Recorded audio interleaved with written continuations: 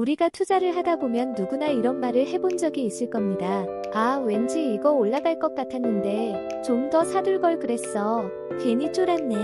하루에도 이렇게 가격이 오르락내리락 하는데 도저히 못 들고 있겠어. 그런데 말이죠. 이건 결국 준비가 안 되어 있다는 뜻입니다. 자산 가격의 변동성을 이겨낼 만한 심장도, 그 자산을 끝까지 품을 수 있는 그릇도 갖춰져 있지 않은 상태라는 겁니다. 심장은 강해야 하고 가슴 근육은 단단해야 합니다. 자신이 감당할 수 없는 크기의 자산, 감당할 수 없는 변동성, 그리고 감당할 수 없는 레버리지를 갖고 있다면 투자는 곧 불안과 조급함의 연속이 됩니다. 그래서 많은 사람들이 나 예전에 비트코인 몇 개 있었는데 테슬라 주식 100주 들고 있었지, 이런 말을 하지만 결국 중요한 건 지금 당신의 계좌에 남아있는 것이죠. 한때 위대한 자산을 들고 있었더라도 그걸 끝까지 지킬 수 있는 멘탈과 전략이 없으면 모두 날아갑니다. 그게 현실입니다.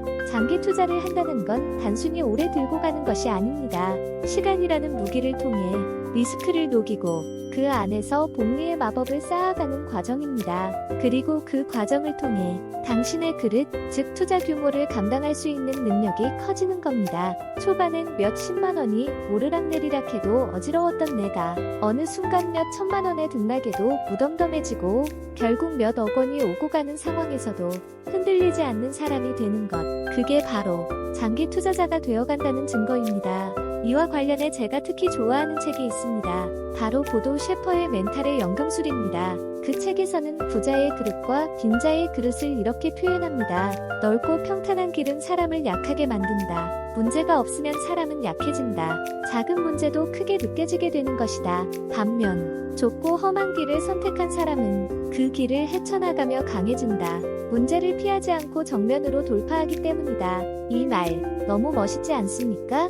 우리가 투자를 하면서 겪는 문제들, 그 문제들은 단지 상황이 나빠서 생긴 게 아닙니다. 바로 우리의 그릇이 아직 작기 때문입니다. 부자는 문제를 정면에서 마주하고 그 문제를 다루는 법을 익힌 사람입니다.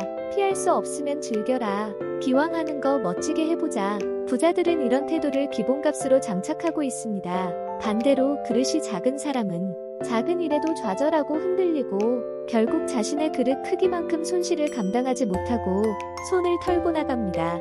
그래서 우리는 끊임없이 자신의 그릇을 키워야 합니다. 그리고 이를 가능하게 하는 핵심 무기가 바로 루틴입니다.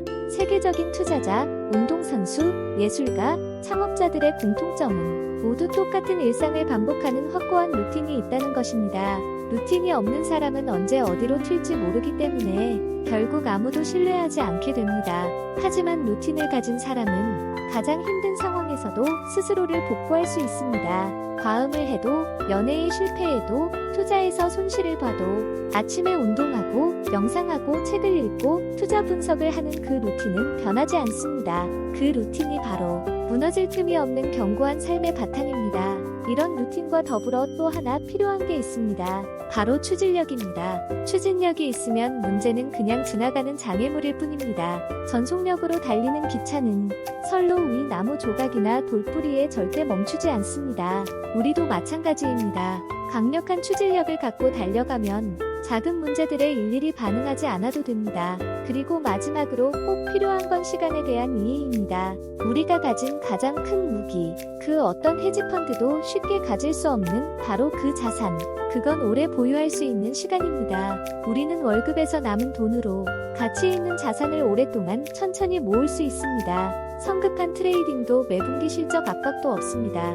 그렇기에 거대한 금융 자본보다 더 유리한 전략을 세울 수 있는 겁니다. 단 하나, 이걸 끝까지 실천하기만 하면 말이죠. 그래서 우리는 미리 각자의 인생 이벤트를 체크해놔야 합니다. 결혼, 출산, 자녀 교육, 주택 구입, 은퇴 같은 큰 지출들 말이죠. 그 시점들을 예상하고 그에 맞춰 장기 투자 자산의 현금화 시점을 분산해 두어야 합니다. 그래야 불운이 닥쳐도 우리가 투자한 자산을 최악의 타이밍에 팔지 않아도 됩니다.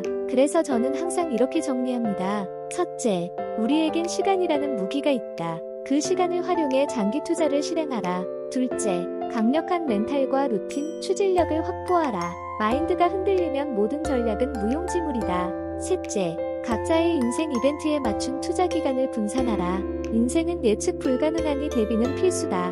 넷째, 상관관계가 낮은 자산 23개로 포트폴리오를 구성하라. 최악의 상황에서도 한쪽이 버텨주게 하라. 이 네 가지를 기억하며 비트코인, 테슬라, 서울 부동산처럼 장기적 우상향 구조를 가진 자산을 천천히 모아가다 보면 분명히 여러분도 크고 단단한 투자자의 그릇을 갖게 될 겁니다. 오늘 이 영상이 여러분의 투자 여정에 작은 나침반이 되길 바랍니다.